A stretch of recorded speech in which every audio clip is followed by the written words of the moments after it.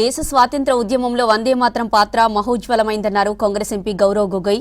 British సామ్రాజ్యానికి వ్యతిరేకంగా వందే మాత్రం నినాదాన్ని కాంగ్రెస్ పార్టీ తెచ్చిందని గుర్తు చేశారు.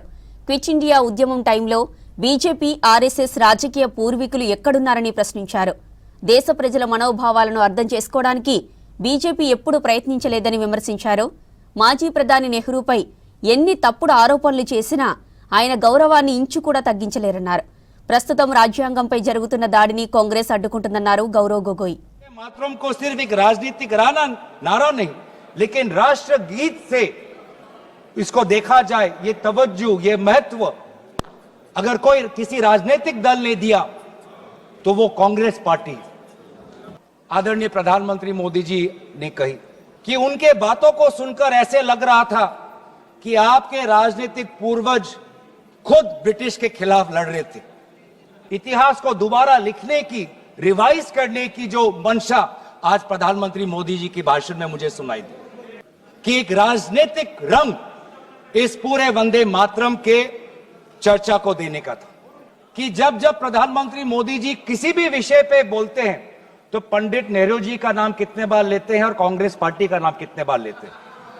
मैं बस एक ही उदाहरण देना चाहता हूं कि इससे पहले ऑपरेशन सिंदूर का डिबेट में हमने आदरणीय प्रधानमंत्री मोदी जी को सुना। ऑपरेशन सिंदूर पे 14 बार उन्होंने पंडित नेहरू का नाम लिया और कांग्रेस पार्टी का कितने बार? 50 बार। वैसे ही जब संविधान का 75th एनिवर्सरी मनाया जा रहा था तब 10 बार पंडित नेहरू जी का नाम लिया और 26 बार कांग्रेस पार्टी का। उस प्रकार से जब 2022 में जब राष्ट्रपति अभिभाषण पे प्रधानमंत्री मोदी जी अपना बात रख रहे थे तो 15 बार पंडित नेहरू का नाम लिया। 2020 में सर मैं आपके साथ तर्क वितर्क नहीं करने आया सर, लेकिन बड़े विनम्रता से मैं आदरणीय प्रधानमंत्री मोदी जी को मैं कहना चाहता हूं और उनके पूरे मैं दल को कहना चाहता हूं और पूरे इनके ढांचे को कहना चाहता हूं, आप चाहे जितना भी कोशिश कर लो, आप पंडित नेहरू जी के जो उनका योगदान था उस पे एक भी काला दाग आप लगाने में सक्षम नहीं होंगे। आप चाहे पूरे कोशिश कर लो, आप एक भी उन पे काला दाग लगाने में आप सफल नहीं होंगे। वंदे मातरम किस संदर्भ में लिखा गया? ब्रिटिश के विद्रोह में। वंदे मातरम का नारा कब लगाते थे? जब हम ब्रिटिश के अंदर हम खौफ पैदा करना चाहते थे। वंदे मातरम का नारा कब लगाते थे? जब हम ब्रिटिश को बताना चाहते थे कि हम डरेंगे नहीं, हम झुकेंगे नहीं। तो ये था मूल भाव वंदे मातरम का, ब्रिटिश के विद्रोह करने का। मैं पूछना चाहता हूं कि आपके राजनीतिक पूर्वजों ने वंदे मातरम की इस मंशा को आपने कब पूरा किया? कब आपने ब्रिटिश का विद्रोह किया? कब किया?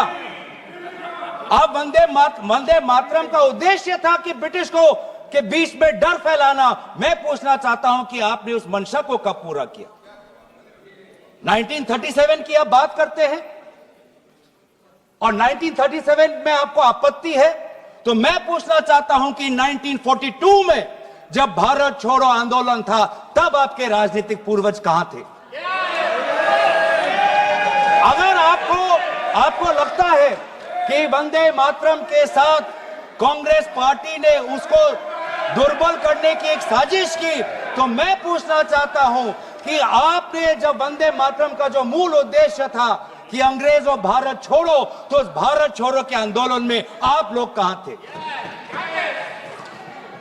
क्या इतिहास गवाह नहीं कि आपके राजनीतिक पूर्वज में उनका नाम नहीं लेना चाहता, कि उन्होंने खुद कहा था कि इस आंदोलन में भाग नहीं लेने का, खुद बोलते